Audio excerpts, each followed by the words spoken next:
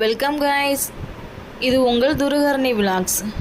இன்றைக்கி நம்ம சேனலில் என்ன பார்க்க போகிறோன்னா சௌச்சௌ பொரியல் எப்படி வைக்கலான்னு பார்க்கலாம் வாங்க.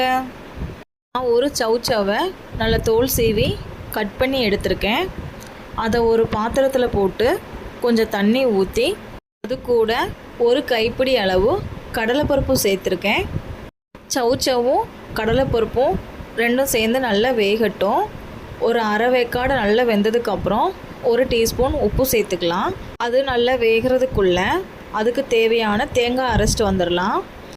தேங்காய் அரைக்கிறதுக்கு நான் ஒரு மிக்ஸி ஜார் எடுத்திருக்கேன். மிக்ஸி ஜாரில் 2 சில்லு தேங்காவை நல்லா பொடிசாக கட் பண்ணி எடுத்திருக்கேன். ஒரு 4 பச்சை மிளகா, டீஸ்பூன் மஞ்சள், 1 டீஸ்பூன் சீரகம் நல்லா சேர்த்து நல்லா கொரன்னு அரைச்சி வச்சுக்கலாம். இப்போ பாருங்கள், நல்லா கொரன்னு அரைச்சாச்சு. இப்போ சௌச்சௌவும் கடலைப்பருப்பும் சேர்ந்து நல்லா வெந்துடுச்சு. வெந்ததுக்கப்புறம் அந்த தண்ணியை வடிகட்டி எடுத்துக்கலாம். வடிகட்டி ஒரு பாத்திரத்தில் எடுத்து வச்சுட்டு நம்ம அரைச்சி வச்சுருக்க தேங்காவை அதுக்குள்ளே போட்டு நல்லா மிக்ஸ் பண்ணிக்கலாம். ஒரு 10 நிமிஷம் அது அப்படியே இருக்கட்டும். அதுக்குள்ளே நம்ம தாளிசத்துக்கு ரெடி பண்ணிட்டு வந்துடலாம். ஒரு கடாய் எடுத்து 2 டீஸ்பூன் ஆயில் சேர்த்து ஆயில் நல்லா சூடானதுக்கப்புறம் 1 டீஸ்பூன் கடுகு போட்டுக்கலாம். கடுகு நல்லா பொரிஞ்சு வரட்டும். நல்லா பொரிஞ்சு வந்ததுக்கப்புறம் நம்ம நறுக்கி வச்சுருக்கிற சின்ன வெங்காயம் ஆட் பண்ணிக்கலாம்.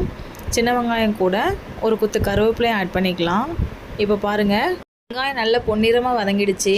இப்போ நம்ம மிக்ஸ் பண்ணி வச்சுருக்கிற சௌச்சௌவை இதுக்குள்ளே ஆட் பண்ணிக்கலாம். ஆட் பண்ணிவிட்டு நல்லா மிக்ஸ் பண்ணி விடுங்க. உப்பு காணுமான்னு செக் பண்ணி பார்த்தேன். எனக்கு கொஞ்சம் உப்பு காணாத மாதிரி தெரிஞ்சிச்சு. அதனால் நான் கொஞ்சமாக உப்பு ஆட் பண்ணியிருக்கேன். நீங்கள் கடைசியாக செக் பண்ணி பார்த்துட்டு உப்பு தேவைப்பட்டால் கொஞ்சம் ஆட் பண்ணிக்கோங்க. அவ்வளோதாங்க, சௌச்சௌ பொரியல் ரெடி ஆகிடுச்சு. இதே மாதிரி நீங்களும் வீட்டில் ட்ரை பண்ணி பாருங்கள். ட்ரை பண்ணி பார்த்துட்டு கண்டிப்பாக எனக்கு கமெண்ட் பண்ணுங்கள். இப்போ தான் என் சேனலை ஃபஸ்ட் டைம் பார்க்குறீங்கன்னா சப்ஸ்கிரைப் பண்ணிக்கோங்க. கூடவே இருக்கிற பெல் பட்டனையும் கிளிக் பண்ணிக்கோங்க. அப்போ தான் நான் போடுற வீடியோவெல்லாம் தொடர்ந்து பார்க்க முடியும்.